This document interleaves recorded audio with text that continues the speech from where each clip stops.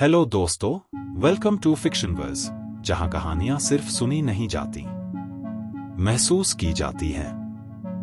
आज हम लेकर आए हैं a song of ice and fire series की पहली किताब गेम ऑफ थ्रोन्स का रोमांचक और गहराई से भरा चैप्टर 56 टीरियन लैनिस्टर की नजर से। राजनीति के खेल में हर चाल एक जाल है और हर मुस्कान के पीछे छुपा है एक खंजर। इस अध्याय में टीरियन को अपने दुश्मनों से भी खतरनाक एक नई सच्चाई का सामना करना होगा। तो आइए चलते हैं उस दुनिया में जहां वादे सस्ते हैं, भरोसा महंगा और जिंदगी का कोई यकीन नहीं। चेक की बेटी चेला, जो ब्लैक ईयर्स की थी, आगे जासूसी के लिए गई थी और वही थी जिसने चौराहे पर सेना होने की खबर वापस लाई।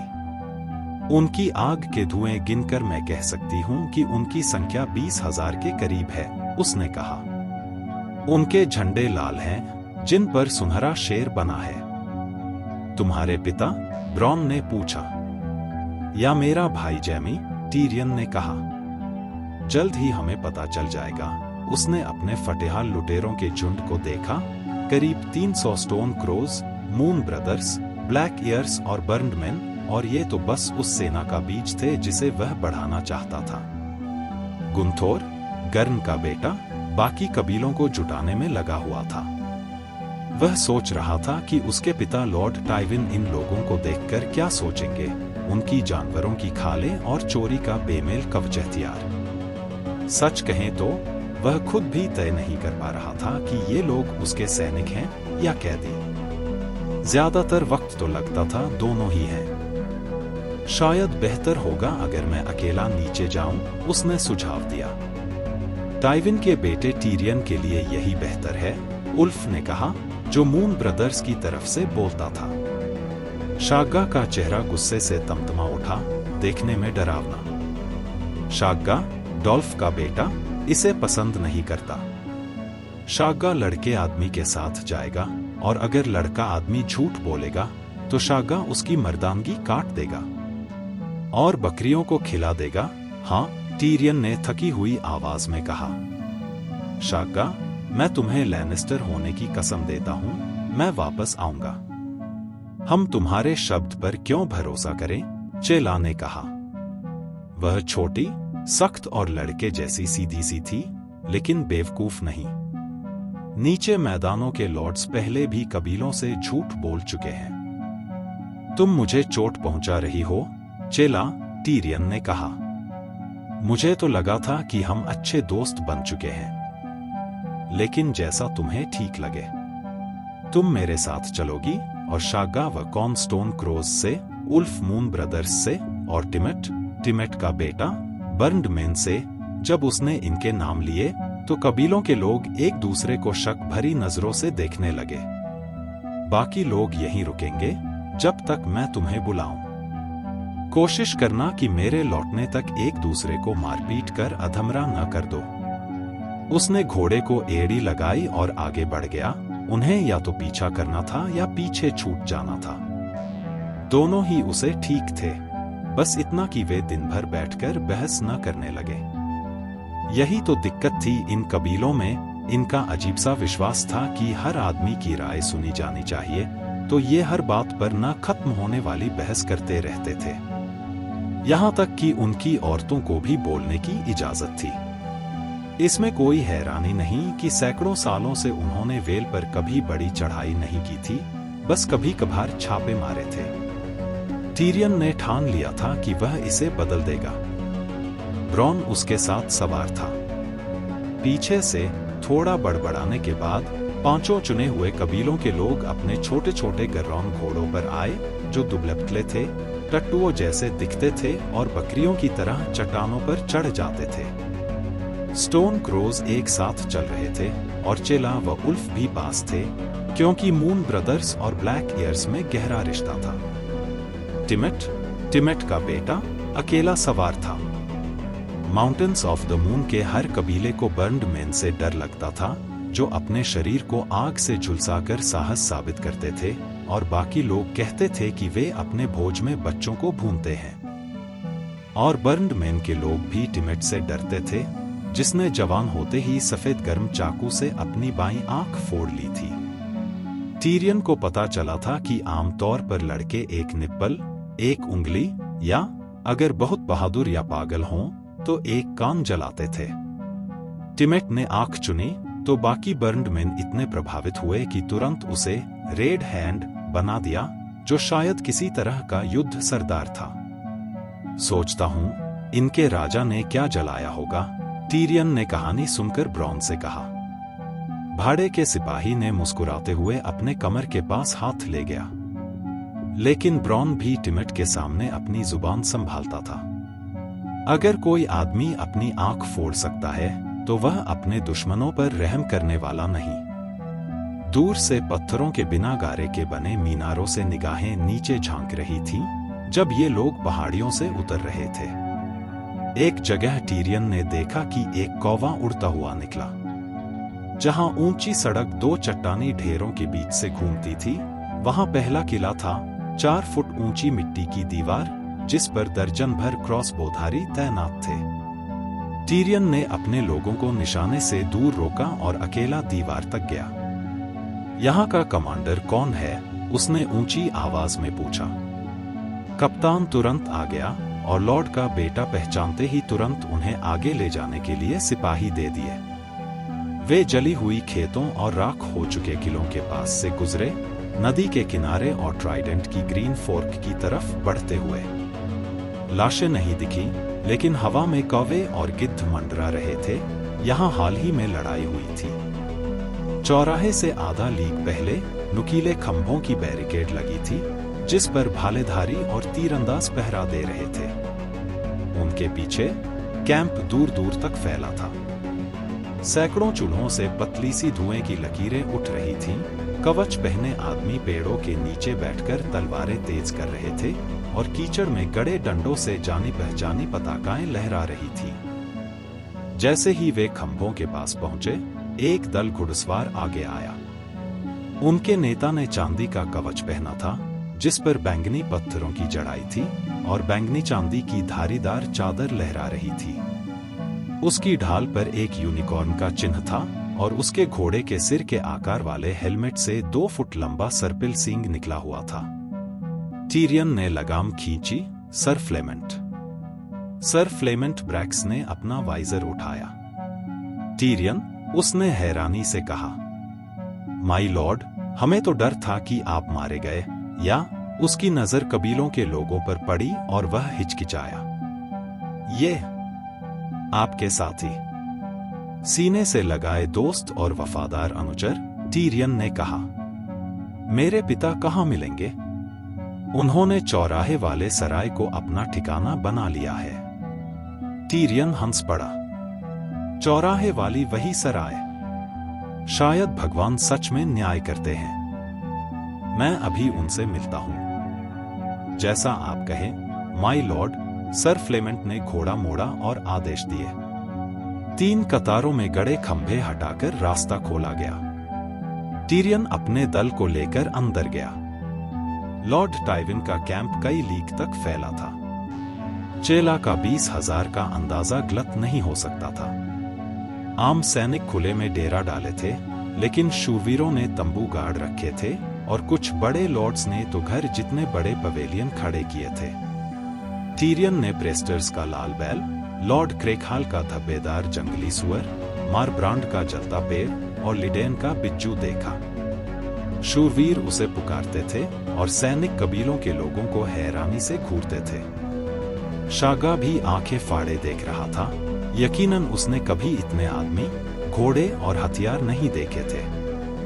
बाकी पहाड़ी लुटेरों ने अपने चेहरे पर काबू रखा, लेकिन टीरियन जानता था कि वे भी उतने ही प्रभावित थे। यह तो और भी अच्छा था। जितना वे लैनिस्टर की ताकत से प्रभावित होंगे, उतना आसान होगा उन्हें काबू में रखना। सराय और उसके अस्तबल वैसे ही थे जैसे उसे याद थे। हालांकि बाकी गांव की जगह अब बस गिरी हुई दीवारें और जली हुई नींव बची थी। आंगन में एक फांसी का ढांचा खड़ा था, जिस पर लटकती लाश को कौवे नोच रहे थे। टीरियन के पास आते ही वे कांव करते हुए उड़ गए। वह घोड़े से उतरा और लाश को देखा। पक्षियों ने उसके होंठ, आंखें और गालों का ज्यादातर हिस्सा खा लिया था, जिससे उसके दांत लाल धब्बों के साथ डरावनी मुस्कान में नजर आ रहे थे। बस एक कमरा, एक खाना और एक घड़े में शराब मांगी थी मैंने, उसने उसे अफसोस से याद दिलाया। अस्तबल से लड़के हिचकिचाते हुए बाहर आए, घोड़ों की देखभाल करने के लिए। शागा अपना घोड़ा देना नहीं चाहता था। यह लड़का तुम्हारी घोड़ी नहीं चुराएगा, टीरियन ने उसे भरोसा दिलाया। वह बस उसे जई और पानी देगा और उसके बालों को ब्रश करेगा। सच कहें तो शागा के अपने बाल भी अच्छे ब्रश की जरूरत में थे, लेकिन यह बात कहनी समझदारी नहीं होती। मैं तुम्हें यकीन दिलाता हूं, घोड़े को कोई नुकसान नहीं होगा। शागा ने घूरते हुए लगाम छोड़ी। ये शागा डॉल्फ के बेटे का घोड़ा है, उसने अस्तबल के लड़के पर गरजते हुए कहा। अगर ये इसे वापस न करे तो इसका मर्दानापन काटकर बकरियों को खिला देना, टीरियन ने वादा किया। बशर्ते तुम्हें कुछ मिले। सराय के दरवाजे के दोनों ओर निशान के नीचे लाल लबादा पहने और शेर के चिन्ह वाले हेलमेट लगाए 2 घर के पहरेदार खड़े थे। टीरियन ने उनके कप्तान को पहचान लिया। मेरे पिता कॉमन रूम में है, माय लॉर्ड। मेरे लोगों के लिए मांस और मीठा मदिरा चाहिए, टीरियन ने कहा। देखो, उन्हें मिल जाए। वह अंदर दाखिल हुआ और वहां पिता थे। टाइविन लैनिस्टर, कैस्टली रॉक के लॉर्ड और वेस्टलैंड्स के वार्डन, 50 के पार थे, लेकिन 20 साल के जवान जितने कठोर। बैठा होने पर भी वह लंबे लगते थे, लंबी टांगे, चौड़े कंधे, सीना सपाट। उनके पतले हाथ भी मांसपेशियों से भरे थे। जब उनका कभी घना सुनहरा बाल पीछे हटने लगा तो उन्होंने हुक्म दिया कि नाई उन्हें पूरी तरह मुंड दे। लॉर्ड टाइविन आधे अधूरे कामों में यकीन नहीं रखते थे। वह होंठ और ठोड़ी भी साफ रखते थे, लेकिन गालों पर कान से जबड़े तक फैले सुनहरी बालों के 2 घने गुच्छे छोड़ दिए थे। उनकी आंखें हल्की हरी थीं, जिनमें सोने की बिंदियां चमकती थीं। एक मूर्ख ने कभी मजाक किया था कि टाइविन के मल में भी सोने की बिंदियां होती हैं। कुछ कहते हैं कि वह आदमी अब भी कैस्टली रॉक के तहखानों में जिंदा पड़ा है। सर केविन लैनिस्टर, उनके पिता के इकलौते जीवित भाई, टाइविन के साथ शराब का बड़ा घड़ा साझा कर रहे थे जब टीरियन कॉमन रूम में दाखिल हुआ। उनके चाचा गोलमटोल और गंजे थे और जबड़े के आकार के मुताबिक पीली दाढ़ी करीने से कटी हुई थी। सबसे पहले सर केविन ने उसे देखा। टीरियन, उन्होंने हैरानी से कहा। चाचा, टीरियन ने झुककर कहा। और मेरे पिता, क्या खुशी है आपको यहां पाकर। लॉर्ड टाइविन ने अपनी कुर्सी से हिलना भी जरूरी नहीं समझा, लेकिन उन्होंने अपने बौने बेटे को एक लंबी, टटोलती नजर से देखा। देखता हूं तुम्हारी मौत की अफवाहें बेबुनियाद थी। माफ करना पिता, आपको निराश किया, टीरियन ने कहा। उठकर मुझे गले लगाने की जरूरत नहीं है, मैं नहीं चाहता कि आप थक जाएं। वह कमरे को पार कर उनकी मेज तक पहुंचा, पूरी तरह वाकिफ कि उसकी टेढ़ी मेढ़ी टांगे चलते हुए उसे डगमगाती चाल देती हैं। अपने पिता की नजरों में आते ही उसे हमेशा अपनी कुरूपता और कमियां दोहरी लगने लगती थी। बहुत अच्छा लगा, मेरे लिए जंग छेड़ दी आपने, उसने कहा, कुर्सी पर चढ़ते हुए और अपने लिए उनके घड़े से शराब डालते हुए। मेरी नजर में शुरुआत तुमने ही की थी, लॉर्ड टाइविन ने जवाब दिया। तुम्हारा भाई जेमी कभी किसी औरत के हाथों चुपचाप कैद नहीं होता। यही एक फर्क है हमारे बीच, पिता, और हाँ, वह मुझसे लंबा भी है, आपने ध्यान दिया होगा। उनके पिता ने उसकी बात को अनसुना किया। हमारे घर की इज्जत दाव पर थी। मेरे पास घोड़े पर चढ़ने के अलावा कोई विकल्प नहीं था। कोई भी आदमी बिना सजा पाए लैनिस्टर का खून नहीं बहा सकता। हियर मी रोअर, टीरियन मुस्कुराया, लैनिस्टर का मूल वाक्य। सच कहूं, मेरा खून तो नहीं बहा, हालांकि 1-2 बार बहुत करीब था। मोरेक और जिक मारे गए। मुझे लगता है तुम्हें नए लोग चाहिए होंगे। तकलीफ मत कीजिए पिता, मैंने अपने कुछ खुद ही जुटा लिए हैं। उसने शराब का एक घूंट लिया। भूरी और गाढ़ी, जैसे चबाई जा सके, सच में बेहतरीन। अफसोस कि उसके पिता ने सराय के मालिक को फांसी पर लटका दिया था। तो आपकी जंग कैसी चल रही है? उसके चाचा ने जवाब दिया, अभी तक तो ठीक है। सर एडम्योर ने सीमाओं पर छोटे छोटे दले बिठा रखे थे ताकि हमारे छापों को रोक सके, और तुम्हारे पिता और मैंने उनमें से ज्यादातर को एक एक करके खत्म कर दिया, इससे पहले कि वे दोबारा संगठित होते। तुम्हारा भाई तो शौर्य की मिसाल पेश कर रहा है, उसके पिता ने कहा। उसने लॉर्ड्स वेंस और पाइपर को गोल्डन टूथ पर कुचल दिया और रिवर्न की दीवारों के नीचे टली सेनाओं को हराया। ट्राइडेंट के लॉर्ड्स भाग खड़े हुए। सर एडम्योर टली कैद में है, साथ में उसके कई शूरवीर और बैनरमैन भी। लॉर्ड ब्लैकवुड कुछ बचे खुचे लोगों को लेकर रिवर्न वापस गया, जहां जैमी ने उन्हें घेर रखा है। बाकी अपने अपने किलों में भाग गए। हम उनके पीछे पीछे बढ़ रहे हैं, सर केवन ने कहा। लॉर्ड ब्लैकवुड के जाते ही रेवेंट्री ने आत्मसमर्पण कर दिया और लेडी वेंट ने हारेनहाल छोड़ दिया क्योंकि उसके पास बचाव के लिए आदमी नहीं थे। सर ग्रेगर ने पाइपर और ब्रैकन के इलाके जला दिए। तो अब कोई रोकने वाला नहीं? टीरियन ने पूछा। पूरी तरह नहीं, सर केवन ने कहा। मैलिस्टर्स अब भी सीगार्ड संभाले हुए हैं और वाल्डर फ्रे ट्विंस पर अपनी सेनाएं जुटा रहा है। कोई बात नहीं, लॉर्ड टाइविन ने कहा।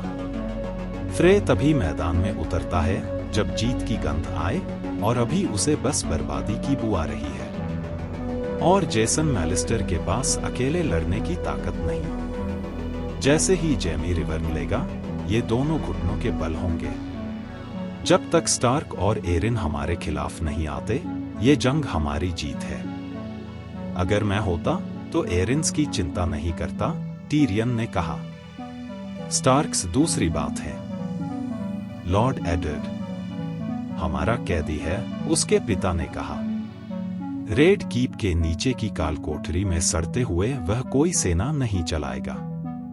नहीं, सर केवन ने हामी भरी, लेकिन उसका बेटा झंडे बुला चुका है और मोट कैलिन पर मजबूत सेना के साथ बैठा है। कोई तलवार तब तक मजबूत नहीं होती जब तक उसे तपाया न जाए, लॉर्ड टाइविन ने कहा। स्टार्क लड़का एक बच्चा है। उसे युद्ध के सींगों की आवाज और अपने झंडों का हवा में लहराना अच्छा लगता होगा, लेकिन अंत में सब कसाई का काम है। मुझे शक है कि उसमें इसकी हिम्मत होगी। टीरियन ने सोचा, उसके दूर रहने के दौरान हालात वाकई दिलचस्प हो गए थे। और जब ये सारा कसाई का काम हो रहा है, हमारा निडर राजा क्या कर रहा है? मेरी प्यारी और चालाक बहन ने रॉबर्ट को कैसे मना लिया कि वह अपने प्यारे दोस्त नेड को कैद करे। रॉबर्ट बैराथियन मर चुका है, उसके पिता ने बताया। तुम्हारा भांजा किंग्स लैंडिंग में राज कर रहा है। इस पर टीरियन सचमुच चौंक गया। मतलब, मेरी बहन? उसने एक और घूंट लिया। अब राज्य बिल्कुल अलग जगह होगा, जहां सेर्सी अपने पति की जगह शासन करेगी। अगर तुम काम आना चाहते हो तो मैं तुम्हें एक टुकड़ी दे दूंगा, उसके पिता ने कहा। मार्क पाइपर और कैरल वेंस हमारी पीठ में आजाद घूम रहे हैं, रेड फोर्क के उस पार हमारे इलाकों पर हमला कर रहे हैं। टीरियन ने होंठ टेढ़े किए। वाह, लड़ाई की हिम्मत भी कर रहे हैं। आमतौर पर मैं ऐसे बेहुदेपन की सजा देने में खुश होता, पिता, लेकिन सच्चाई ये है कि मुझे और भी जरूरी काम है। अच्छा, लॉर्ड टाइविन ने बिना प्रभावित हुए कहा। हमारे लिए एक और मुसीबत है। नेड स्टार्क के 2 गुर्गे मेरे राशन इकट्ठा करने वाले दस्तों को तंग कर रहे हैं। बेरिक डोंडेरियन, कोई नौजवान लॉर्ड जिसे अपने साहस का बहुत भ्रम है। उसके साथ वो मोटा मस्खरा पुजारी भी है, जिसे अपनी तलवार जलाना बहुत पसंद है। क्या तुम इनसे निपट सकते हो जब तुम अपने ज्यादा जरूरी कामों पर निकल रहे हो, बिना इसे पूरी तरह गड़बड़ किए? टीरियन ने अपने हाथ की पीठ से मुंह पोंछा और मुस्कुरा दिया। पिताजी, ये सोचकर मेरा दिल गर्म हो जाता है कि आप मुझे क्या 20 आदमी देंगे? 50? क्या आप वाकई इतने लोग निकाल सकते हैं? खैर, कोई बात नहीं। अगर मेरी मुलाकात थोरोस और लॉर्ड बेरिक से हुई तो मैं दोनों को अच्छा सबक सिखा दूंगा। वो अपनी कुर्सी से उतरकर लंगड़ाती चाल में साइड बोर्ड की तरफ बढ़ा, जहां सफेद नसों वाली पनीर का गोल टुकड़ा फलों से घिरा रखा था। लेकिन पहले मुझे अपने कुछ वादे निभाने हैं, उसने एक टुकड़ा काटते हुए कहा। मुझे चाहिए 3000 हेलमेट, उतनी ही चेनमेल, तलवारें, भाले, इस्पात के भाले के सिर, गदा, युद्ध कुल्हाड़े, दस्ताने, गले की जिरहबख्तर, पिंडलियों की कवच, ब्रेस्ट प्लेट और इन सबको ले जाने के लिए गाड़ियां। तभी उसके पीछे का दरवाजा जोरदार धमाके के साथ खुला, इतनी जोर से कि टीरियन का पनीर लगभग गिर ही गया। सर केविन गाली देते हुए उठ खड़े हुए, क्योंकि गार्ड का कप्तान कमरे के आर पार उड़ता हुआ चूल्हे से टकराया। उसके गिरते ही शागा ने उसकी तलवार घुटने पर ऐसे तोड़ी जैसे सूखी लकड़ी हो और टुकड़े फेंककर कमरे में घुस आया। उसकी बदबू पनीर से भी ज्यादा तेज और बंद कमरे में दम घोंटने वाली थी। छोटे लाल लबादे वाले, शागा गरजा, अगली बार जब तू शागा, डॉल्फ का बेटा, पर तलवार खींचेगा, मैं तेरी मर्दानगी काटकर आग में भून दूंगा। क्या बकरियों को नहीं दोगे? टीरियन ने पनीर का कौर लेते हुए कहा। शागा के पीछे बाकी पहाड़ी योद्धा भी अंदर आ गए, ब्रॉन भी उनके साथ। ब्रॉन ने टीरियन की तरफ बस एक बेबसी मुस्कान फेंकी। तुम लोग कौन हो? लॉर्ड टाइविन ने बर्फ जैसी ठंडी आवाज में पूछा। ये मेरे पीछे पीछे घर आ गए, पिताजी, टीरियन ने समझाया। क्या मैं इन्हें रख सकता हूं? ये ज्यादा खाते नहीं। लेकिन किसी के चेहरे पर मुस्कान नहीं थी। तुम बर्बर लोग हमारे युद्ध परिषद में घुसने का क्या हक रखते हो? सर केविन ने गरज कर कहा। बर्बर, नीच जमींदार, कौन ने जवाब दिया, जिसका चेहरा बस धोने की देर में सुंदर हो सकता था। हम आजाद लोग हैं और हक से हर युद्ध परिषद में बैठ सकते हैं। इनमें शेरस्वामी कौन है? चेला ने पूछा। दोनों बूढ़े हैं, टिमेट ने कहा, जिसकी उम्र 20 भी नहीं हुई थी। केविन ने तलवार के मूठ पर हाथ रखा, लेकिन टाइविन ने 2 उंगलियां उसकी कलाई पर रखकर रोक दिया। टीरियन, क्या तुमने अपनी तमीज भूल गए हो? टाइविन बोले। हमें अपने माननीय मेहमानों से मिलवाओ। टीरियन ने उंगलियां चाटी, बड़े शौक से। ये हैं सुंदर कन्या, चेला, चेक की बेटी, ब्लैक ईयर्स की। मैं कोई कन्या नहीं, चेला ने ठंडे स्वर में कहा। मेरे बेटों ने 50 कान लिए हैं। उम्मीद है 50 और लेंगे, टीरियन ने आगे बढ़ते हुए कहा। ये हैं कौन? कोरेट का बेटा, शागा, डॉल्फ का बेटा, वो जो बालों वाला कास्टली रॉक लगता है। ये हैं उल्फ, उमर का बेटा, मून ब्रदर्स का, और टिमेट का बेटा, बर्नडमैन का लाल हाथ। और ये हैं ब्रॉन, एक भाड़े का सैनिक जिसकी कोई वफादारी नहीं। जिस कम वक्त में मैं इसे जानता हूं, इसने 2 बार पक्ष बदला है। पिताजी, आप दोनों की पड़ जाएगी। फिर उनकी तरफ इशारा कर बोला, ये हैं मेरे पिता, टाइविन, टाइटोस का बेटा, लेनिस्टर खानदान के, कास्टली रॉक के स्वामी, वेस्ट के वार्डन, लेनिस्पोर्ट के रक्षक, और कभी राजा के हाथ रह चुके, और शायद फिर होंगे। टाइविन शालीनता से खड़े हुए। पश्चिम में भी हम माउंटेन्स ऑफ द मून के योद्धाओं का नाम जानते हैं। क्या चीज आपको अपने किलों से नीचे लाई है? घोड़े, शागा ने कहा। रेशम और इस्पात का वादा, टिमेट ने कहा। टीरियन अभी अपने पिता को वेल ऑफ एरिन को राख में बदलने की योजना बताने ही वाला था कि दरवाजा फिर से खुला। एक संदेशवाहक झुककर घुटनों के बल बैठा। मालिक, सर एडम ने कहा है कि स्टार्क की सेना कॉजवे से नीचे उतर रही है। टाइविन के चेहरे पर हल्की सी संतुष्टि झलकी तो भेड़िया बच्चा अपने बिल से निकलकर शेरों के बीच खेलने आ रहा है। बढ़िया। एडम से कहो पीछे हटे, बस उनके किनारों को परेशान करे और उन्हें दक्षिण की तरफ खींचे। सर केविन ने कहा, हम यहाँ अच्छे किलेबंदी में हैं। अगर वे दक्षिण आ रहे हैं तो आने दो और खुद को हम पर तोड़ ले। लेकिन अगर वो डर गया तो, टाइविन ने कहा, जितनी जल्दी स्टार्क टूटेंगे उतनी जल्दी मैं स्टैनिस बराथियन से निपट सकूंगा। ढोल बजवाओ और जैमी को संदेश भेजो, मैं रॉब स्टार्क पर चढ़ाई कर रहा हूं। फिर टाइविन ने पहाड़ी योद्धाओं की ओर रुख किया, सुना है कि तुम्हारे लोग निडर होते हैं। सच सुना है, कौन ने कहा। और औरतें भी, चेला ने जोड़ा। मेरे साथ चलो और तुम्हें अपने बेटे का वादा से भी ज्यादा मिलेगा, टाइविन ने कहा। क्या हमें हमारी ही चीज से भुगतान करोगे? उल्फ ने पूछा। जरूरत की बात नहीं, बस शिष्टाचार था, टाइविन ने शांत स्वर में कहा। तुम न आना चाहो, मत आओ। सर्द इलाकों के लोग लोहे और बर्फ के बने हैं, मेरे सबसे साहसी शूरवीर भी उनसे डरते हैं। बर्न्ड मेन कुछ नहीं डरते।